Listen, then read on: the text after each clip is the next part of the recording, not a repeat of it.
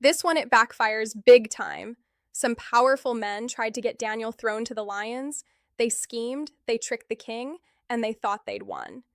But here's the twist: God had other plans. So who were these men? And what happened to them?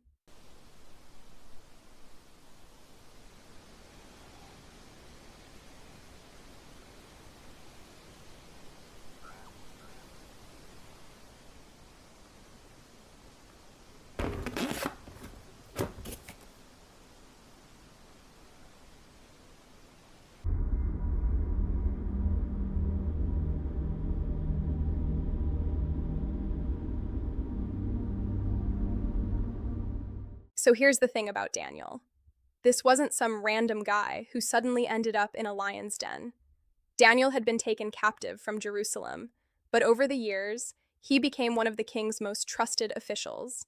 And apparently, that did not sit well with everybody. The other officials were jealous of Daniel, so they started looking for something, anything, they could use against him. But they couldn't find anything.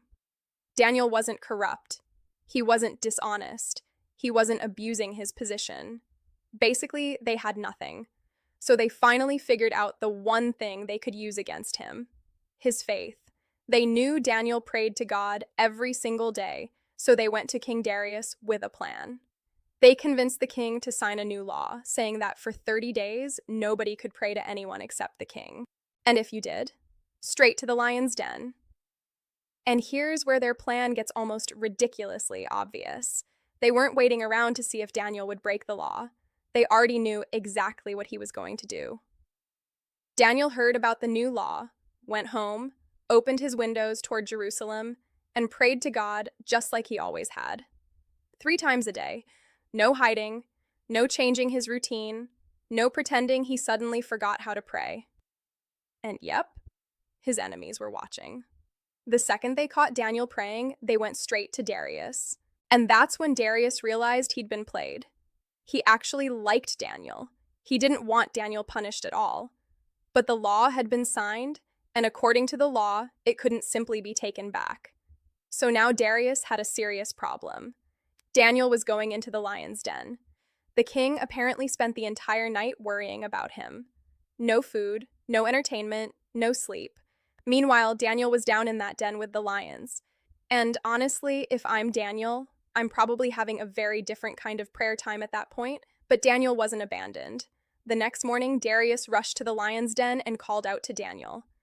And what he heard next is where this story gets really good.